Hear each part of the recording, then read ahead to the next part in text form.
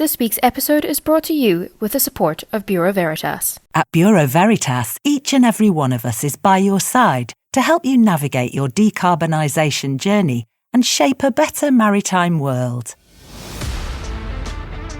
This is Green Seas, the podcast by Tradewinds about sustainability and the business of the ocean.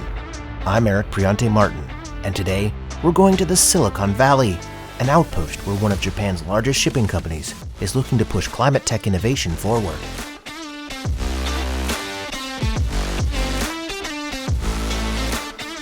Until you walk through the door of this office building in Palo Alto, just south of San Francisco, you wouldn't know that a key executive of one of the world's leading shipping companies is working on its third floor.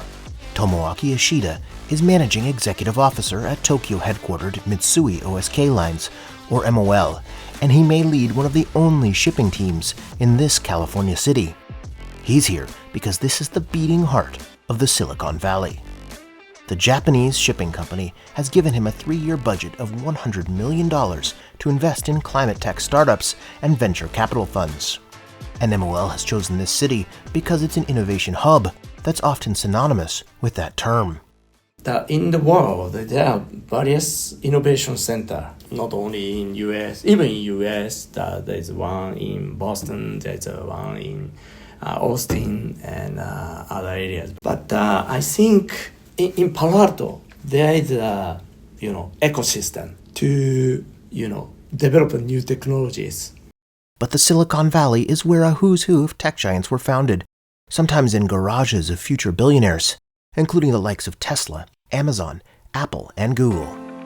The company has tapped this ecosystem by setting up MOL Switch, a corporate venture capital firm, to spend that budget in a way that drives a shift, or a switch, in the way the industry thinks about energy. With Ichida as its chief executive, the unit was created last year to focus on a few key areas of climate tech. One is the hydrogen value chain, where it's invested in a company focused on producing ammonia from green hydrogen, and it's looking at other low-carbon sources of energy. It's also focused on carbon removal and battery technology. Before setting up its venture capital arm, Tokyo-headquartered MOL mapped out where it saw its current and future business. And it decided that venture capital was a way to explore new technologies and pursue opportunities. The move comes as MOL is aiming to invest further upstream and downstream in the industries that are emerging as a result of decarbonization. There are lots of things to do, but we would like to contribute to the establishing a supply chain for the new energies, ammonia or methanol. Not only in the shipping, but also part in the whole supply chain. And the company wants to get into the carbon supply chain as well. The shipping giant is pursuing net zero greenhouse gas emissions by 2050, and MOL chief executive Takeshi Hashimoto announced last year that the company wants to establish itself as a global social infrastructure company, a term for outfits that aim not just to make a profit, but enhance the quality of life. It may take long to create value and create a business with those climate tech. But as I said, we want to be a company who contribute to the society even 100 years later. I believe those technology will support us to be a social infrastructure company. Before we continue our discussion with Ichida, we have this message from Tradewinds technology editor Craig Eason. Hiya, Craig here. I just want to take a minute to tell you about Wavelength, a new podcast from Tradewinds.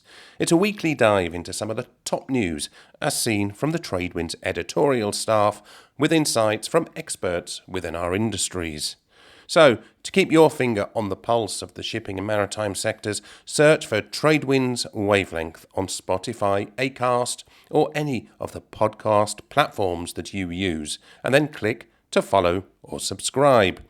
Or you can visit tradewindsnews.com and search for podcasts there too. That's Tradewinds Wavelength Podcast, a new weekly podcast for both subscribers and non-subscribers alike. Ichida has seen a key benefit of being in Silicon Valley. MOL has developed a relationship with Stanford University, the alma mater of many tech legends like Apple's Steve Jobs, Tesla's Elon Musk, and Google's Larry Page. Before opening our office in Palo Alto, there's no relationship with Stanford. But now we are very close with Stanford. He cited the example of a recent outing in which MOL invited students from the university to tour the ports of Los Angeles and Long Beach. Ichida told me that some of the brightest students in the world came to see the port, and they were not only excited to see its operations, but he believes that they'll also have some good ideas about how to decarbonize the maritime sector. Ichida hopes there will be more collaboration with Stanford, and he said the university shares MOL's goal of decarbonizing transportation. Also, he said MOL Switch's location has led to many introductions with tech innovators, both through Stanford and other venture capital firms in the Silicon Valley. Thanks to the ecosystem here, that many people introduce us, the startups which we are looking at. Without having an office here, I believe it's so difficult to reach out to those startups. And MOL Switch has started pumping cash into some of these startups. Among its investments is Core Power, which is working on nuclear energy for propulsion for ships and floating power solutions. Ichida says he sees obstacles for nuclear technology to become a new fuel to power ships, though there may be more opportunities in offshore power generation. It's a technology that MOL plans to continue monitoring. Ichida declined to say how much of that $100 million venture capital budget has been spent. But he also highlighted MOL Switch's investment in Heirloom Carbon, which operates the first commercial-scale facility in the US for direct air capture technology, which sucks carbon dioxide out of the atmosphere. Another investment is Starfire Energy, which makes modular power systems fueled by ammonia. That MOL chose Ichida to lead this technology drive is no surprise. In 2019, he became the leader of E5 Lab, which developed electric bunker tankers, and he served as executive officer of MOL's Energy Business Strategy Division. However, he emphasized that he's not the only MOL team member committed to climate tech. Interest can be found throughout the company. For example, in the Tokyo headquarters, there are many young people. They are, very interested in the climate technologies as well as our traditional shipping industry. And outside Japan, MOL employees are exploring new business while they're still working on the company's shipping core. And Ichida, who's worked for MOL for 30 years, said he hopes the Silicon Valley will remain part of that global picture for the long term. Read more about shipping and sustainability at tradewindsnews.com/sustainability. Music for this episode is by Alex Grohl, Artem Haramushkin, and Dennis Kitchuk from Pixabay.